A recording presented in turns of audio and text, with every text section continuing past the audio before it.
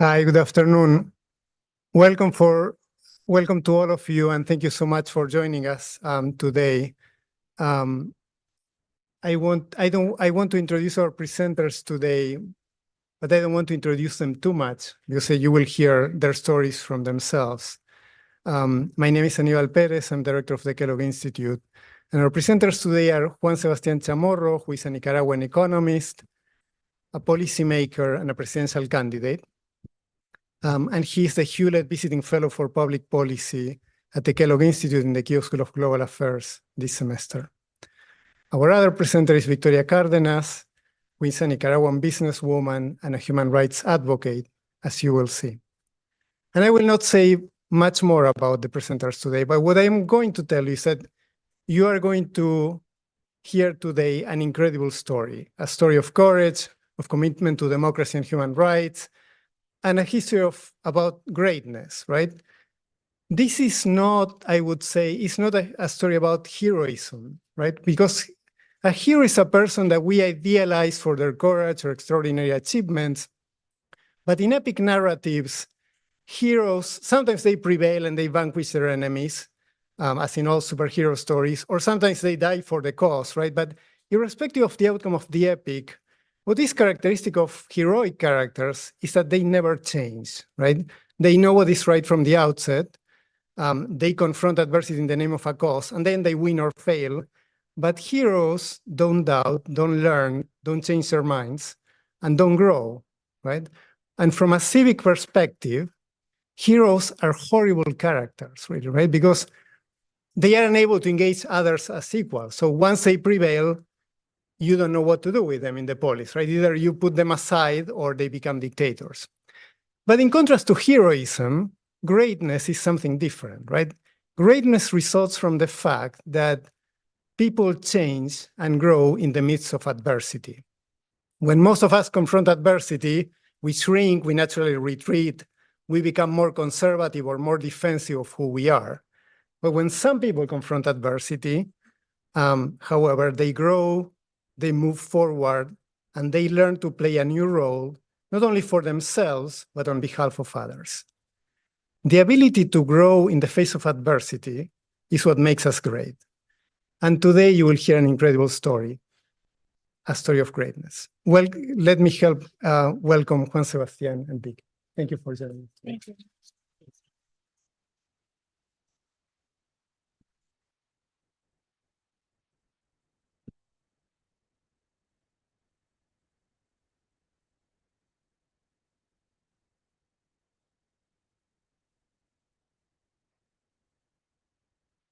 Después de 285 muertos, 140 desaparecidos, la gente no tiene miedo de salir de la calle hasta que se vaya.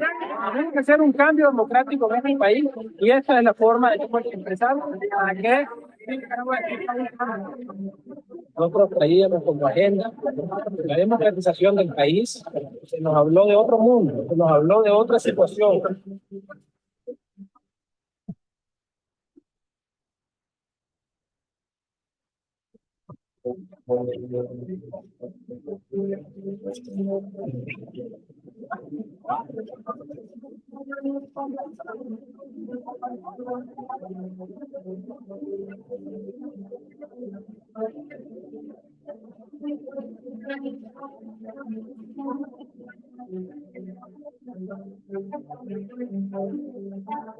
Miren, es posible construir una Nicaragua moderna. Nicaragua quiere paz. If you're seeing this, I've been captured. Those were the chilling words of Juan Sebastián Chamorro, hours before he was taken from his home by masked police officers in June. 8 police patrols were coming. There was a lot of cars, a lot of noise, a lot of people jumping in our walls. Victoria Cárdenas is Juan Sebastián Chamorro's wife. Chamorro was planning to run for president against Daniel Ortega and was considered a leading candidate. Juan Sebastián Chamorro, preso político en Nicaragua, cuyo único delito fue luchar y apostar por una transición en el poder pacífica y democrática.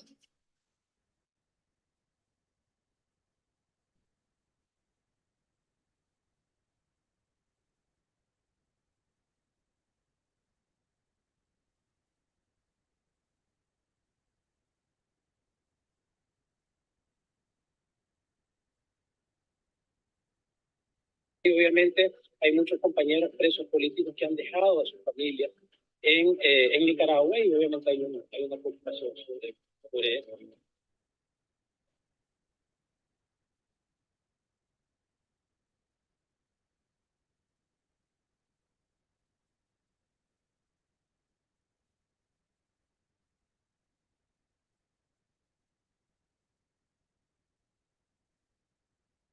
Thanks, Aníbal, for the kind introduction. Hope Amid Horror is the title of the forthcoming book that we are writing together. And we want to thank the Kellogg Institute for giving this great opportunity and space to be here and write the book, and also for the opportunity to present here tonight. This is a story of horror, but at the end of the presentation, we would like you to live with a sense of hope. Hope that despite the circumstances, the difficulties, the injustice that people like our family, but so many people around the world have to face, hope can move us. And that was the slogan of my campaign. And I hope that you leave the room with the sense of hope that things can be done. A little bit of background here. Daniel Ortega, the dictator of Nicaragua, reforms the social security system in April 2018. The elderly go outside to the streets, and the students, university students, and then followed by thousands of people going to the streets and going to marches and protest against the unpopular reform. Ortega responded with real bullets, killing more than 350 people, wounding more than 1,000 people, and more than 1,000 political prisoners, women, students, college students, and children. Taylor Lorio, 9 months old, shot in the head by a sniper in the hands of his father. Álvaro Conrado, 15 years old, shot in the chest, was taken to a public hospital and denied medical attention because he was supporting the victims. He died later on the way to a second hospital. He couldn't receive medical attention. So in the face of these atrocities, I could not stay quiet. I had to act. And the first thing that I did was to, with the help of the board of directors of the think tank that I was the general manager of, we set up a fund for medical attention for the victims, so cases like Álvaro would not happen again. Now, my involvement then moved to the political sphere. I was invited to participate in 2 political dialogues, one in May 2018 with the regime, and the other one in February of 2019. In both cases, we wanted to bring democracy back to the country, to call for elections and try to solve the socio-political problem that we were facing. Unfortunately, we were not able to succeed in bringing democracy back to the country. In the first dialogue, we were able, though, to allow the government, or force, I would say, the government to invite to the country human rights organizations so they could see firsthand the violation of human rights. So they accepted that, and that played a very important role in what has followed, in the sense that now we have a lot of evidence of violations of human rights. And in the second dialogue, we were able to liberate more than 1,000 political prisoners in 2019. We formed an organization called the Civic Alliance. The coordinator of the Civic Alliance was a former ambassador to the US, Carlos Tuderman, who you can see in the picture, and I was the executive director of the organization. Don Carlos, unfortunately, died this morning. So after the abrupt, we had to close the negotiation after political prisoner was assassinated in custody in one of Managua's prison. And after the political process of negotiation ended, I started to be subject of political persecution for 8 months. I couldn't go anywhere outside Managua. I couldn't leave the country, obviously. I was not allowed to go to the mass ceremony for my daughter's high school graduation. So under these circumstances, you can imagine how difficult it would be to do political work. Came 2021, the year of the general elections, and I decided to run for the presidency, knowing that the dictator had an absolute control of the electoral system, and that the probabilities of electoral fraud were extremely, extremely high. But we wanted to participate because we were facing this dilemma. Should we stay at home and see the electoral fraud to happen, or should we participate and document the fraud that he was trying to make? So I decided to take direct action, and knowing the risk of that, what that involved, I decided to run for president without knowing that the plans of the dictator was to put all the 6 candidates for the presidency that we were participating at that time in prison. I was arbitrarily detained June 8, 2021. Thank you, everybody, for being here today. For us, it's very important to share our story. It's not only our story, but it's the story of many families in Nicaragua. And I am here today because I hope that our story helps other families in Nicaragua and around the world suffering the same circumstances that my family suffered.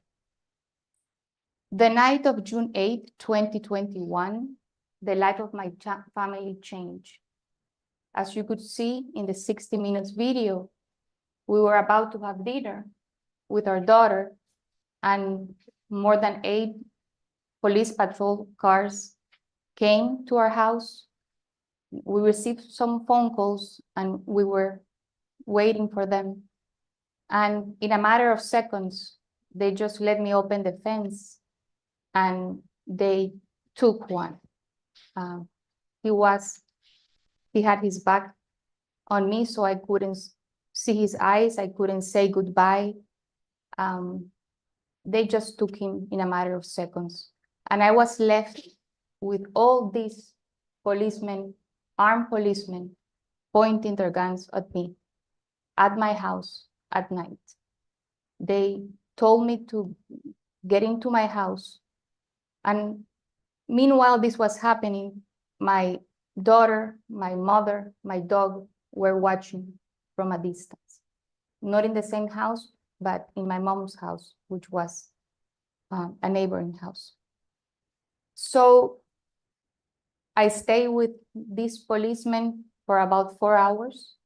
They searched our home, every room, they opened every drawer. And after these 4 hours, long hours for me, they left, taking whatever they wanted.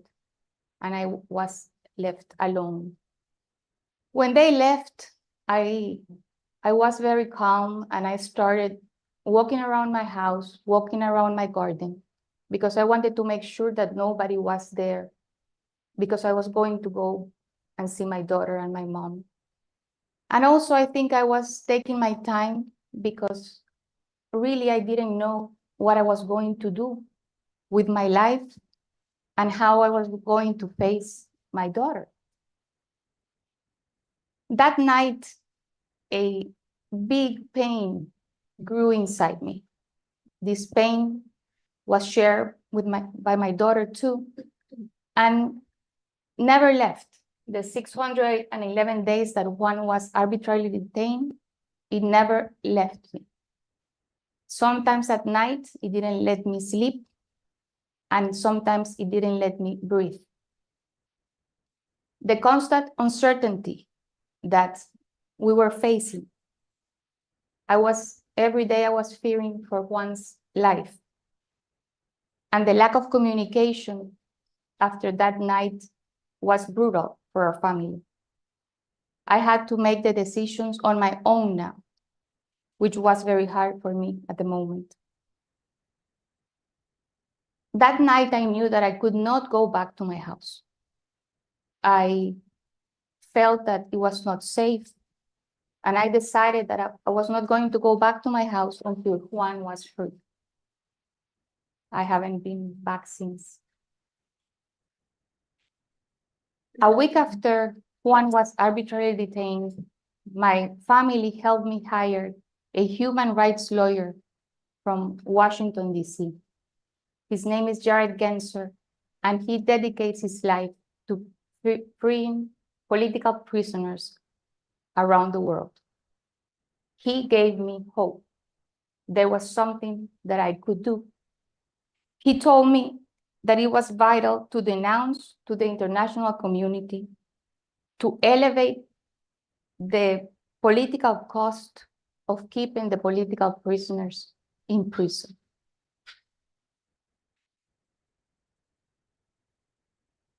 This week, we had no idea of Juan's whereabouts, where he was, how he was doing.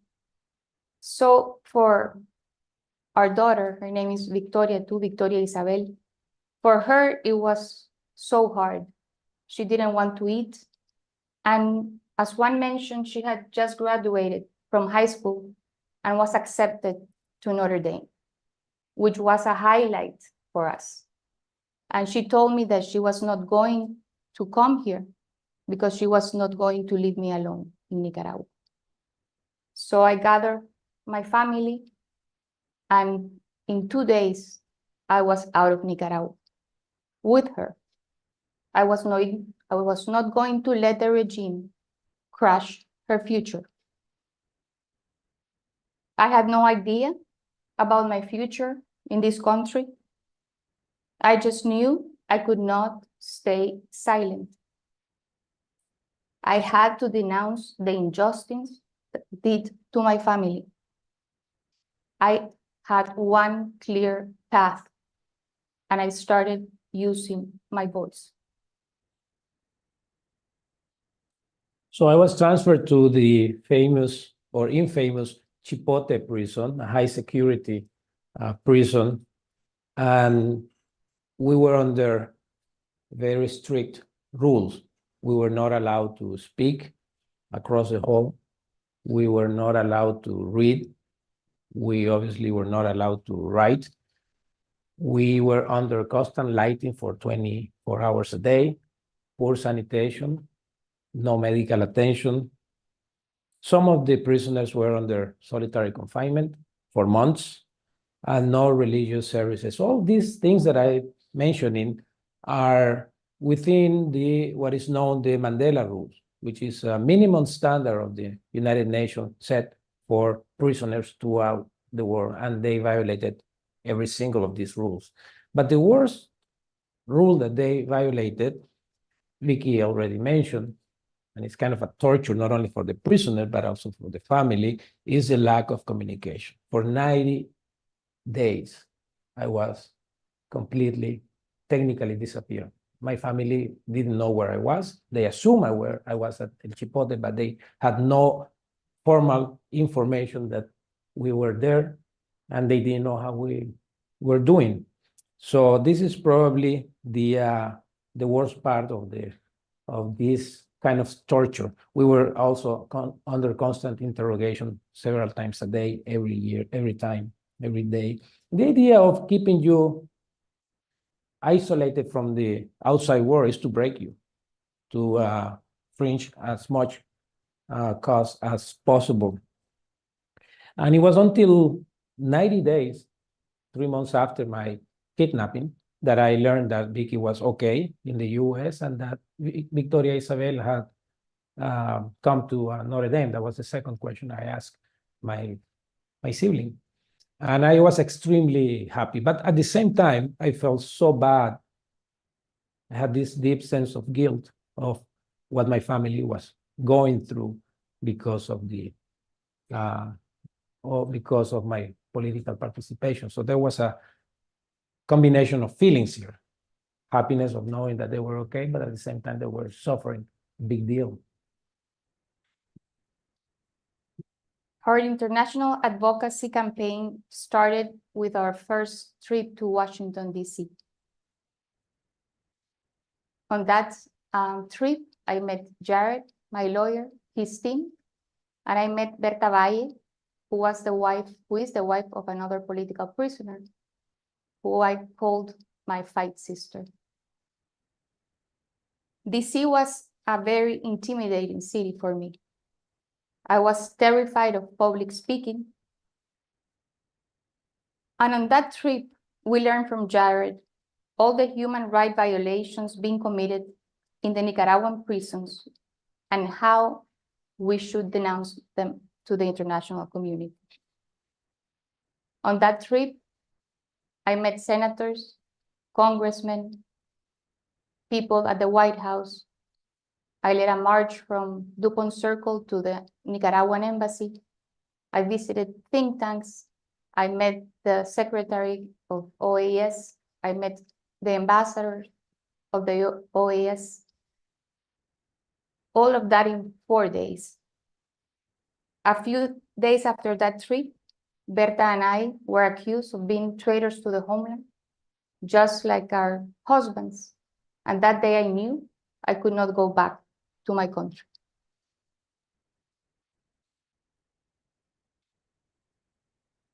Victor Isabel and I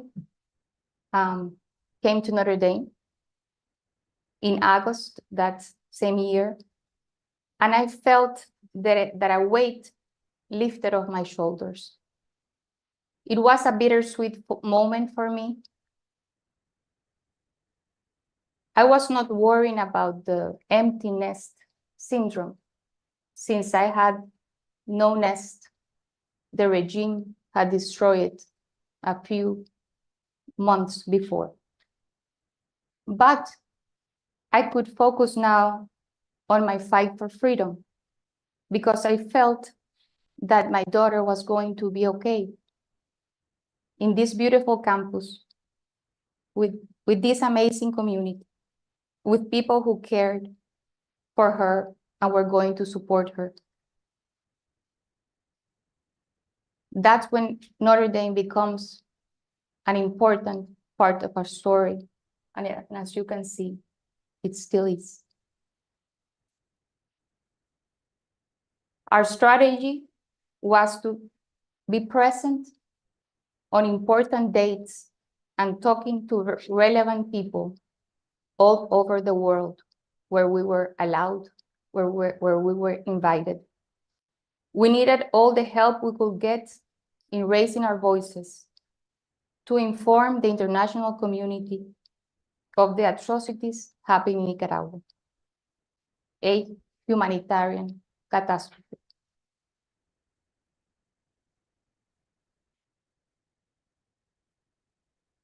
We had some hope that after the electoral farce took place in Nicaragua, that maybe they were going to free the candidates, they were going to free the political prisoners.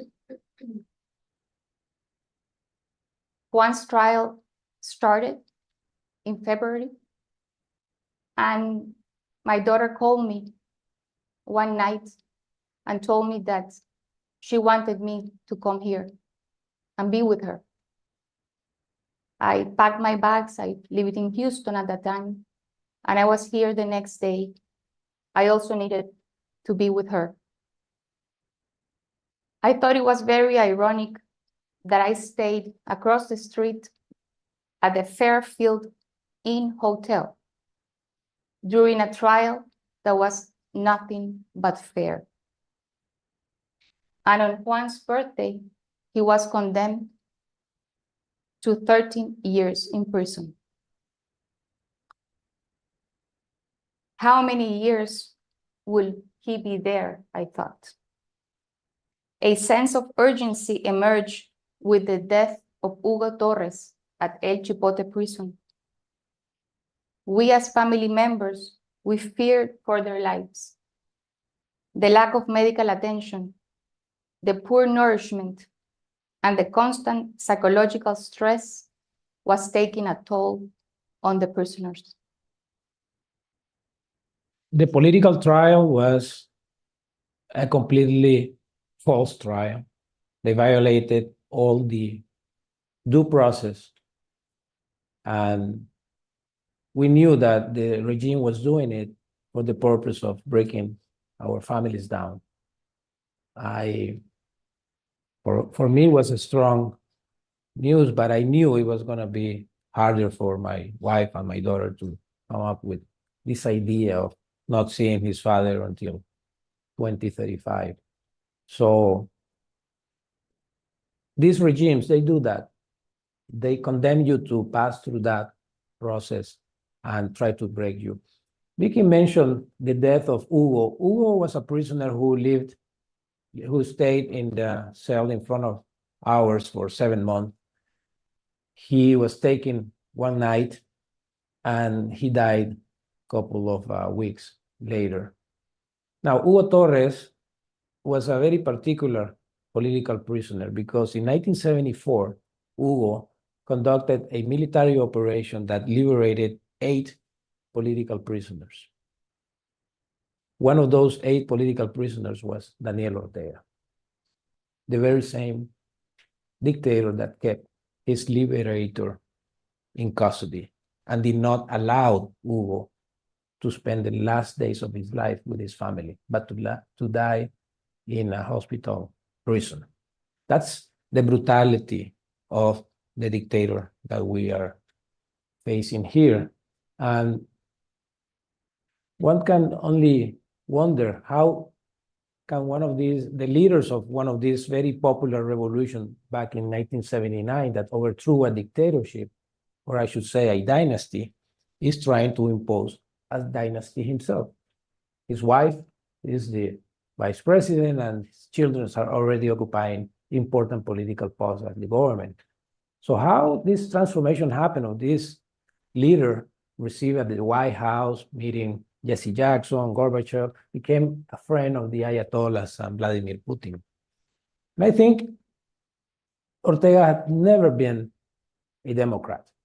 He accepted to run free and fair elections in 1990, which he lost against Violeta Chamorro, because he was forced by the international community, in particular, the United States and the Soviet Union. But in my mind, I think that his thinking was such as, okay, if I get back to power, which he did in 2006, I will never allow free elections again. And I think that's precisely what is he doing. He reformed the Constitution to allow re-election. He had been re-elected 5 times, and he has now absolute power. Now, going back to the prison, some people ask me all the time, how did you manage to survive? What did you do in such a condition that you were not allowed to speak, for example? And such conditions of high security. And we did four things. We did a lot of exercise, keep a routine of keeping our bodies strong, so our minds were also strong. We did a lot of praying as well. We knew at that time that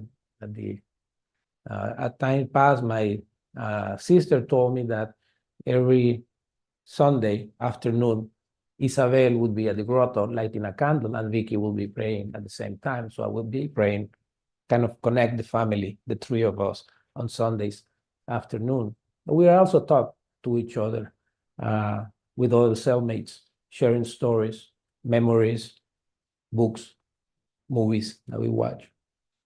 And we also try to maintain a good sense of humor, believe it or not. Because there's nothing worse for the enemy to see you smiling and facing with a positive attitude the circumstances that you're facing. So we did it with the purpose of trying to alleviate our suffering, but also as a form of struggling.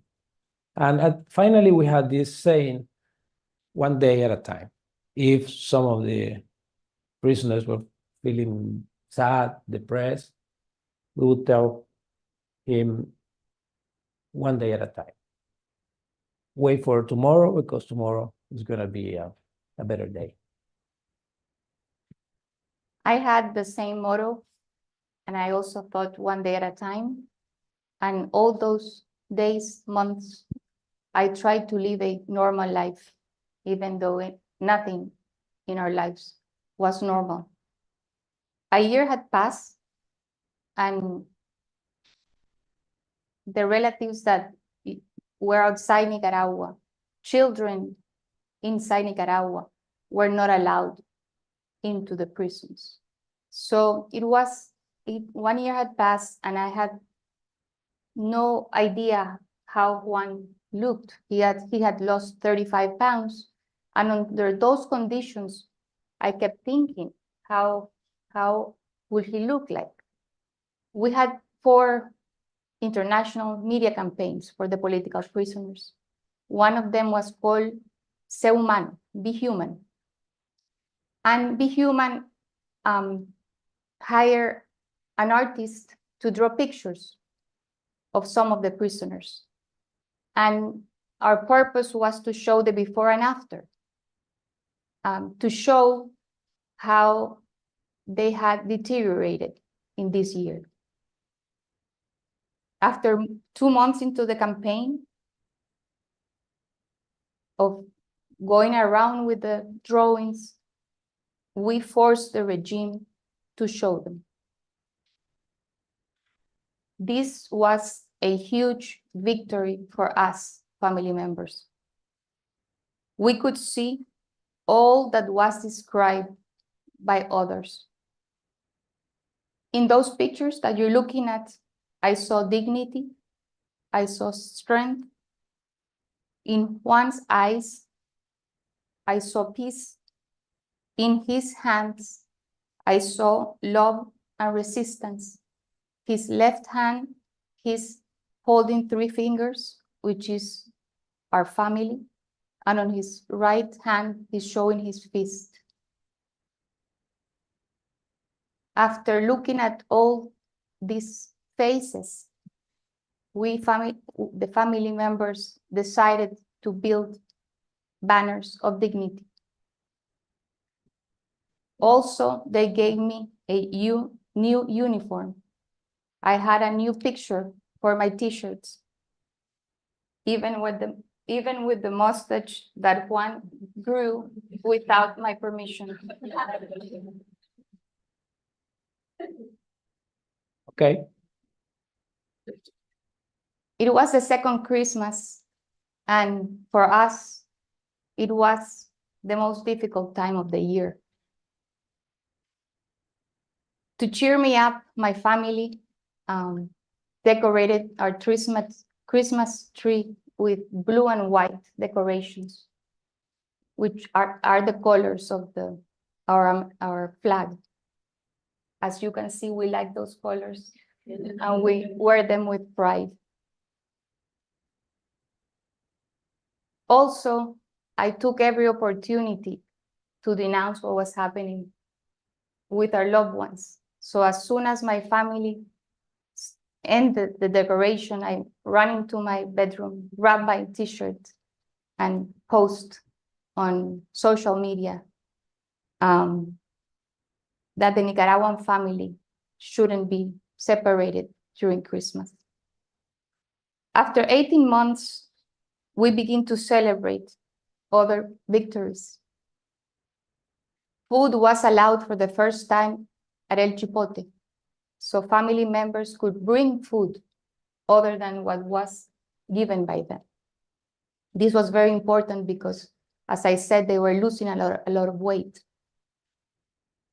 The first letters were allowed for Juan, from me and my daughter, and some photographs.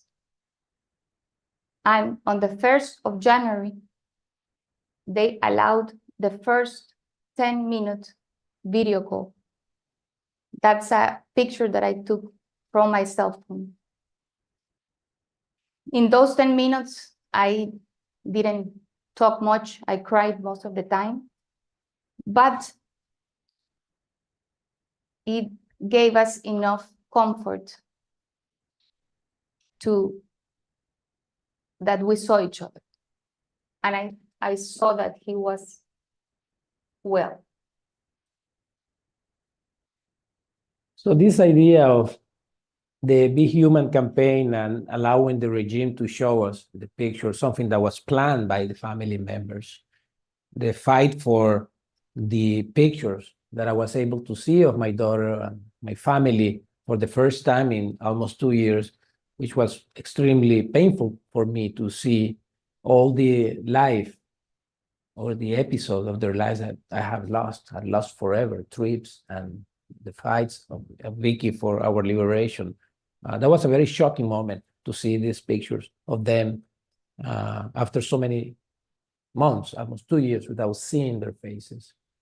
And the phone call, which obviously I was extremely happy because I was showing them, I tried to put the best face and show them that I was with high spirits, optimism, and that I was going to be okay. All these things are small, but very important triumphs. And I wouldn't even call it small. They were very significant. We were huge triumphs. And we were aiming at the big one. Big one was liberation. And the pressure from the family members, the international pressure actually worked. At the end of January, the regime called the American ambassador, Kevin Sullivan, and they asked him, do you want to take the political prisoners to the United States? And he said, what political prisoners? And he said, all of them, the Minister of Foreign Affairs. So Ambassador Sullivan put in place with the State Department an operation to find a plane, big plane, to put 222 political prisoners. We were not aware of this negotiation whatsoever. We were not informed. We had no clues whatsoever. And I was taken from the cell the night of the 8th of February without knowing where we were going. We were put in buses, Russian, by the way, covered with, the windows were covered, and to our surprise, we saw the buses turning into Managua International Airport. And it was until then that we learned that we were flying to the United States. The plane took off at around 7 a.m. Obviously, it was a very emotional moment. We cried a lot. We sang the national anthem. I remember seeing the city of Managua on the window. It was the window of Road 27, and I saw the city of Managua, knowing that probably I wouldn't see it for a long time. Started to cry. But then we started to realize on the way that our lives have changed dramatically. In my case, I was really happy because I knew I was going to see Vicky and Isa in few hours. But for the majority of the 222, they had no one in the States. They have left their families behind, didn't speak the language, didn't know about the US. So we started to feel concerned about their well-beings. At Dulles International Airport, we arrived at around noon. And we were informed that the dictator had convened the National Assembly to reform the Constitution while we were flying, to strip of our nationality. And a few weeks later, he passed another legislation to confiscate all our assets, properties, bank accounts, savings, Social Security contributions, everything that the 222 had in possession. The morning of February 9th, the life of my family changed again.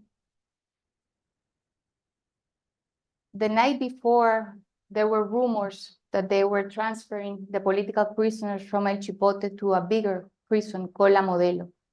So I didn't sleep much that night. I woke up very early.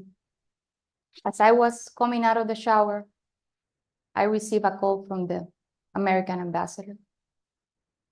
And he told me that Juan was going to land in DC at 11:30 with other political prisoners. I cannot explain to you what I felt in that moment.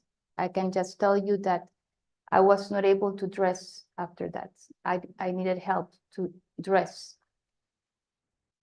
I felt that all the work that we as family members did and the international community had paid in a miraculous way. We always have plans, make plans. We want things to be our way. But after this experience, I learned that God has his own times. I want to share with you a quote from The Little Prince. It says, "It hurts a lot, but it will pass. And when it heals, the stronger you will shine, the higher you will fly, the freer you will dream, and you will understand that some stories end so that better ones can begin." A better story was about to start for my family. In those 611 days, a lot of work was done in all those trips, the opinion articles in the Washington Post, the countless interviews, letters to presidents, to the Pope, all the social media campaigns, the daily posts. But for me, what was most important were the relationships that I established with my family members, with old friends, with new friends, with strangers who accompanied me and supported me along my journey. It was time to say thank you.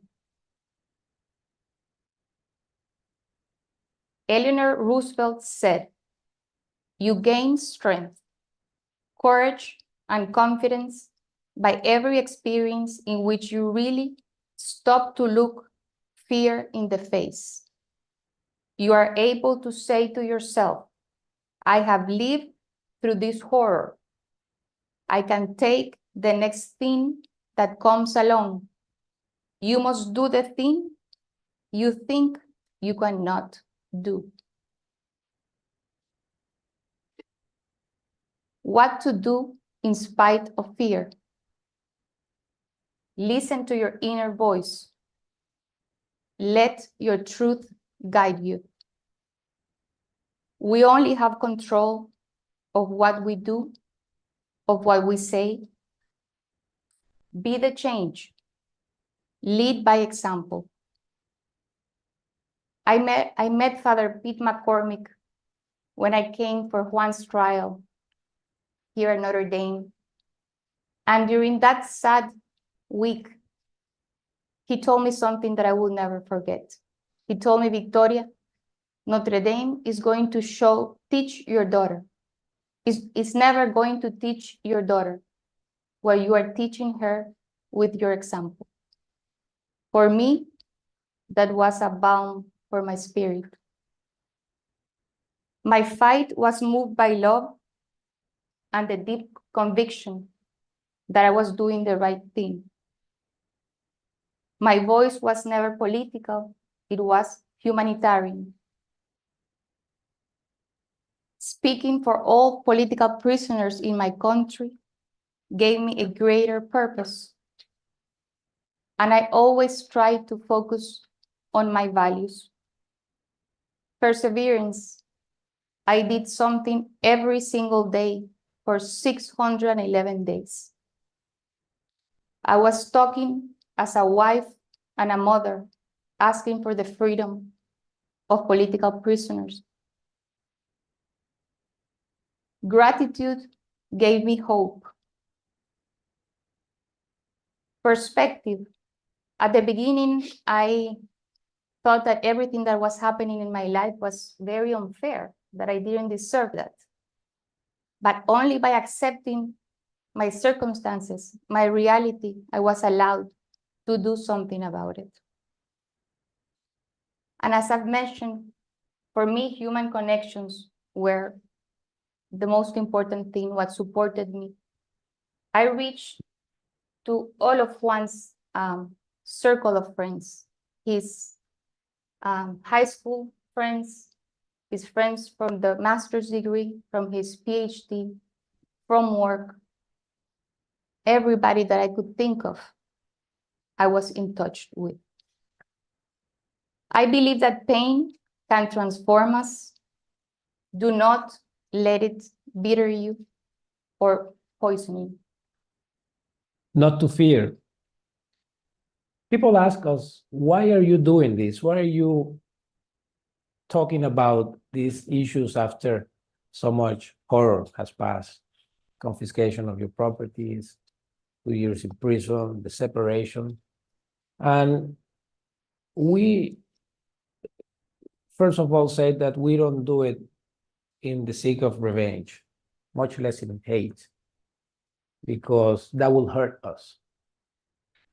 But the idea here is to create memory, the importance of victims to speak out and show the world what is happening when injustice occurs have to be done.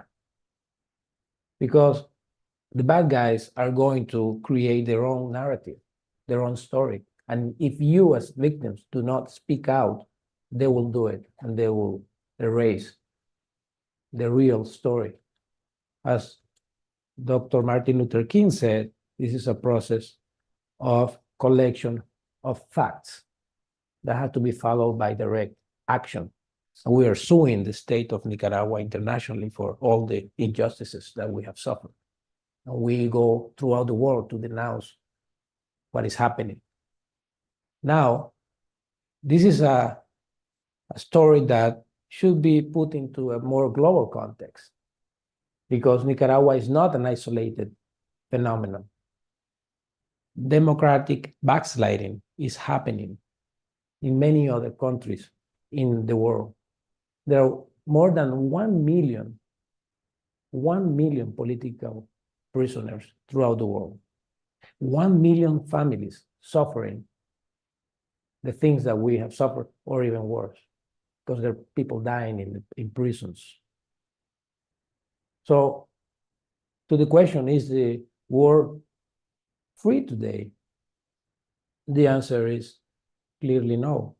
There are so many countries that are going through elections this year, in fact, but are those countries democratic? Can we talk about democracy in voting in Russia 10 days ago, or in Venezuela in the following months? So we have to create awareness of what is happening in the world and how democratic values are being attacked by repressive regimes, by dictators that affect us all as a world. So as a conclusion, I should like to end up with a message of hope and a positive attitude of the importance of cherish your freedom. You live in a free society, and you should feel very, despite the problems that every society has, you should feel privileged of being in a free society, because there are places in the world where freedom is a luxury. So it's important to speak the truth, your story. It could be a political situation regarding a country, it could be a personal situation, but it's important to defend rights, human rights, any rights, to defend people from injustice wherever you are, because by doing that, you will be building a better society. Thank you very much. Thank you. Thank you.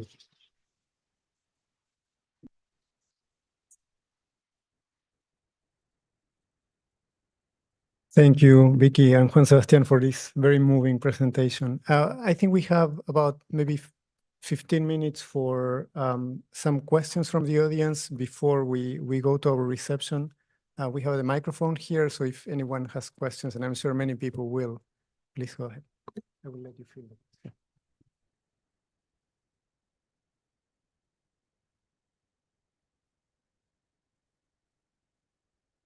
Thank you, Juan Sebastián and Vicky. It's very moving.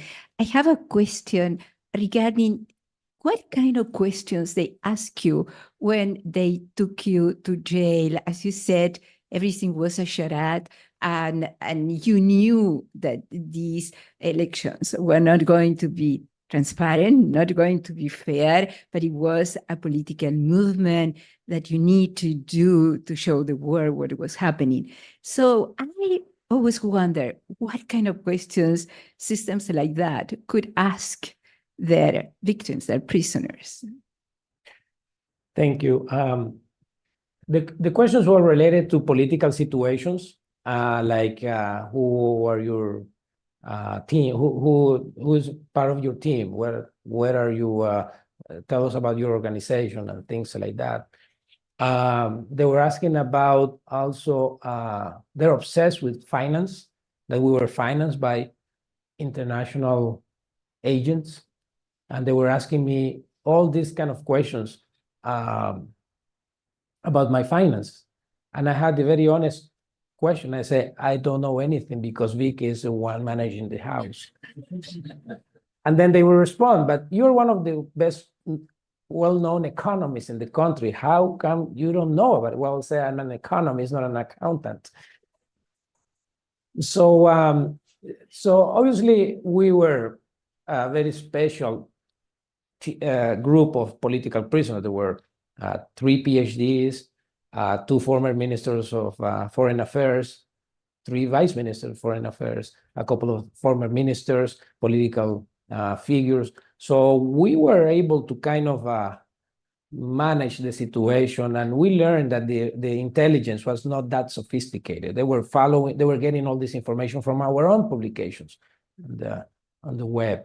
Sometimes they got really violent in the sense verbally, and in one case they threatened to bring Victoria to prison. That's something that happened to a couple. They were brought together, husband and wife, and I was really upset because I didn't know that Vicky had already left the country. So they tried to intimidate you.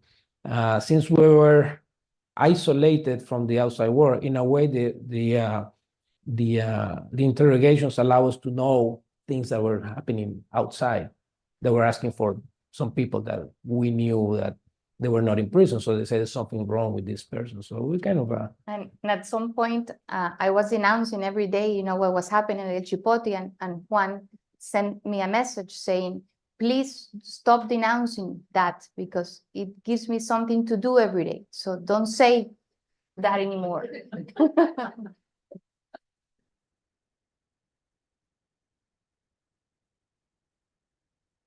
They were asking me, do you know someone from the international community? Can you give them their names? Yeah, sure. Nelson Mandela. And the guy said, can you spell the name for me? And I felt really bad for the guy because that showed, you know, how they were just following instruction of asking us questions. They had no idea what politics. Yes. Thank you both for such a wonderful presentation, for everything that you have been doing and for being here with us. I have a question that maybe you don't want to answer, so please just say no. Obviously, your citizenship has been stripped, so you have become stateless and a refugee.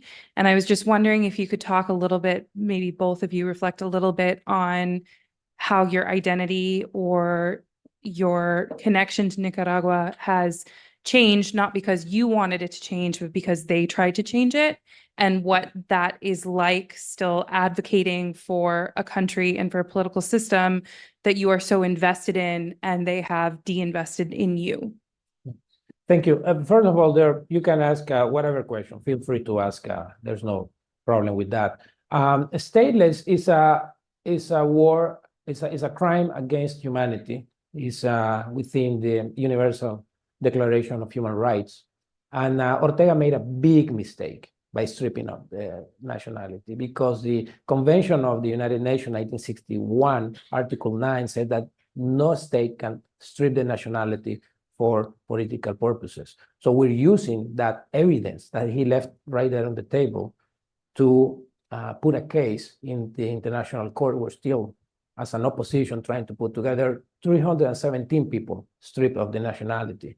So I was in Geneva last month, and we were talking about this particular issue. Now, the problem with statelessness is that it's in itself a violation of rights, as you properly mentioned, but also extend to other problems, identity problems that extend not only what happened in your country. My records were erased from property rights, social security, identity card, things like that. That brings other issues, the violations of other rights, not only in the country where the stripping of the nationality occurred, but also in the countries where you reside.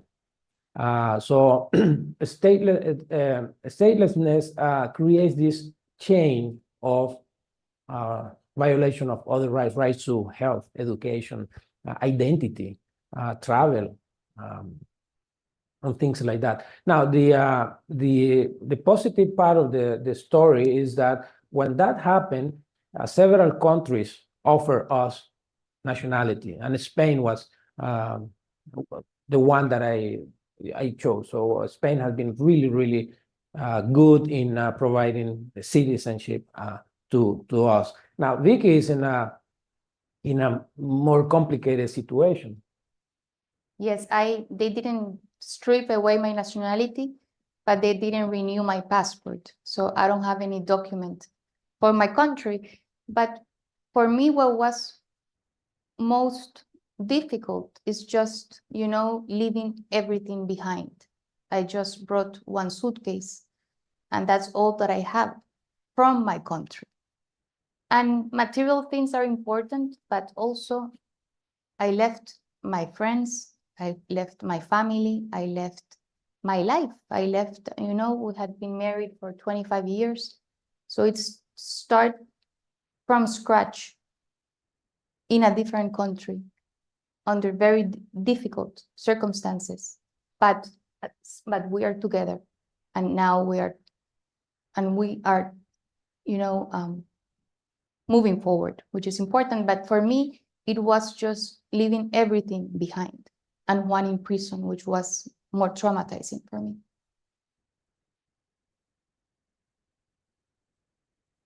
Thank you, Vicky. Thank you, Juan, for raising your voices and both internationally and here in our community. There's so much that we need to reflect on, but let me ask you a few questions. As I hear you, I can't help but to think of the number of rights that have been violated of each one individually. Perhaps the one that is more shocking in this menu of manipulation is precisely the point of stripping you of Juan of your nationality, which really speaks about the perversity of a particular regime. It's really another level.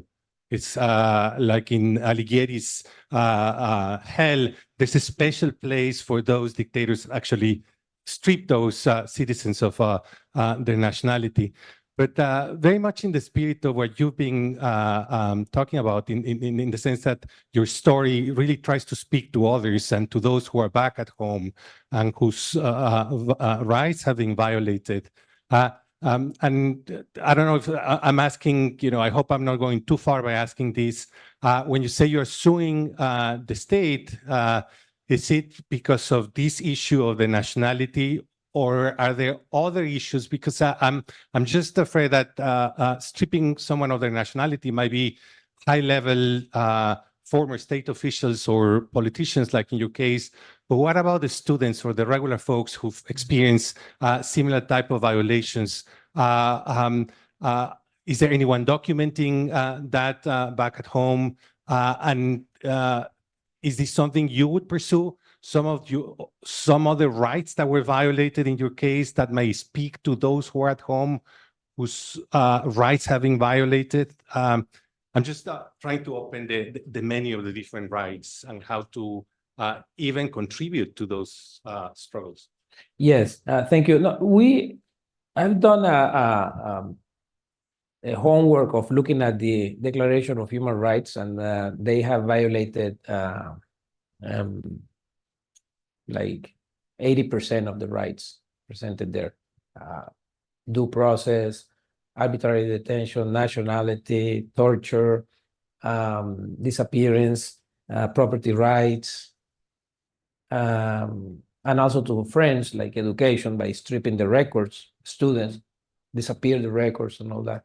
The problem with going to suing the state in international courts, and we are doing this at the Inter-American Commission of Human Rights, and we want the restitution of our nationality, our properties, and a declaration that we are innocent, that I was arbitrarily detained, and that sentence it was not real.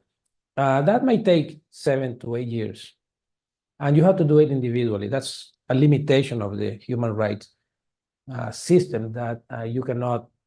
You have to introduce a case on the individual basis. Obviously, it sets an example, but unfortunately, when you denounce and sue the state, the state of your country for violation of human rights, have to be at the individual level. Now, when referring to the stripping of the nationality and suing the state of Nicaragua for crimes against humanity, is a different matter, because that you have to demonstrate that there was a pattern by the state of such country to commit the crime. So we are 317 of us that can provide evidence and demand reparations for that. There's also a third option, which is the International Penal Court of Justice. But the problem is that the country had to sign the Rome Convention, and Nicaragua had not signed the Rome Convention, so we cannot go into the penal. So that's definitely one limitation. But at the end, the biggest problem here is fear. Many people have been offered help to actually denounce, but they feel a huge amount of fear for their families back home. If they raise their voices, that's a risk that we have taken, raise their voices, so they would do, they retaliate against family members. In fact, right now what they're doing is, if a family member of a political prisoner or someone that has been participating in the protest decides to go out the country, the government will call the airline and prohibit him to come, or he or she to come back to the country. That's creating a statelessness de facto, not by law, but just not allowing them to enter. But at the end, I think the biggest concern that we have is that there's so many people in Nicaragua that are fearful of denouncing. And in a larger sense, we also want in the book to present kind of a blueprint of what to do when you fall into these circumstances. Because Vicky mentioned Jared a couple of times, and he has been doing this for years and in so many countries. And he was explaining, Vicky, while this was happening, he was telling Ortega is going to do this. According to what he said in this interview, he's going to act in the future doing this, because I saw that in Belarus, I saw that in Russia, I saw that in Myanmar. So the nice thing, and I'm really grateful about the lawyer, is that he allowed Vicky and Berta to actually move into a path of actions that they definitely would not have done alone. Vicky did it out of love, but also needed legal advice. So the book is intended also to provide a prescription, direction of what to do when you fall into these circumstances.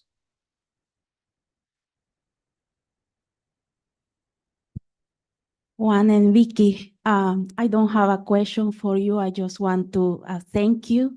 as someone also from Central America, El Salvador, and not only we have a lot of common of our history marked by repression, but also now in my country where the regime is following the play script of Ortega's regime. I just want to thank you for giving us all courage to continue. And I just really value your presence here on campus and sharing your story. Thank you. Thank you. you, Thank you, Eddie. Thank you.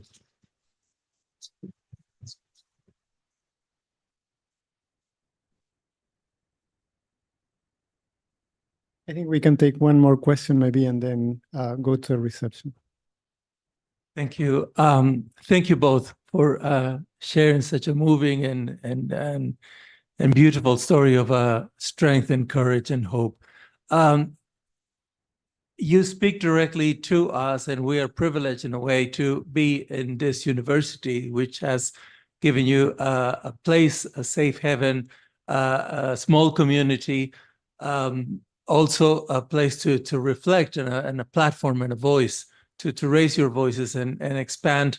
And you preempted a little bit of my question when I was going to ask, so what else can the university do? And it goes to this concrete action. Is this teaching or learning or expanding this experience on the how to react, how to stand up to a dictator, and what are the steps that can, where can a university become more involved through its research, the teaching, the student involvement?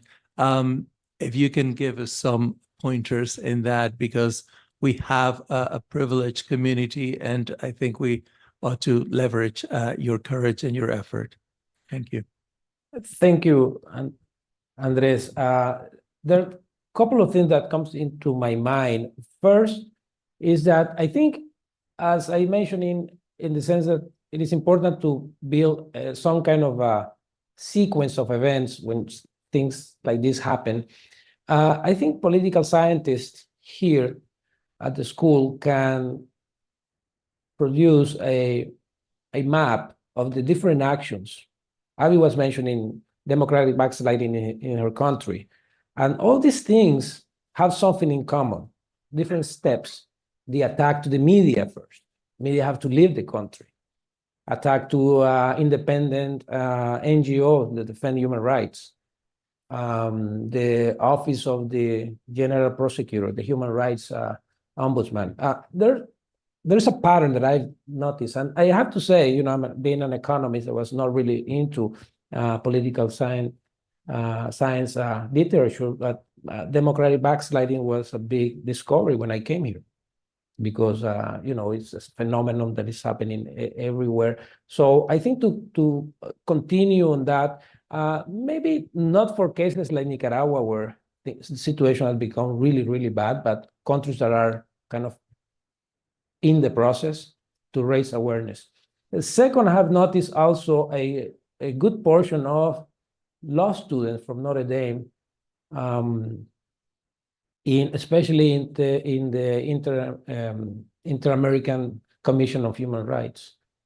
So I think the law school can help, and Maria Reza was here last week talking about the same issues. I think, you know, lawyers can be very helpful in supporting victims, especially victims that don't have the voice, the capacity to find support or legal advice. I think there's a lot of people, organizations that are doing a wonderful job in helping us to raise our voice. And I think definitely the university can help in supporting victims of human rights violations everywhere. I mean, we are in a way privileged of being here speaking to you, but I'm thinking about that million of political prisoners in China, in Russia, Belarus, Venezuela, Cuba, who are going to speak for them?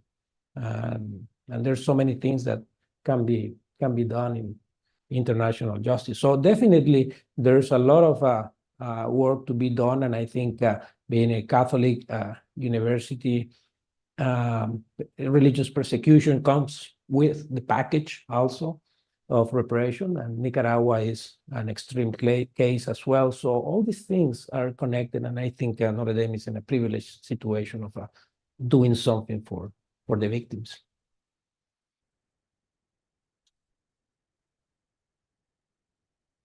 Thank you, Vicky. Thank you, Juan Sebastián. Thank you all for joining us. And I invite you to continue our conversation after this talk. Thanks. Thank you.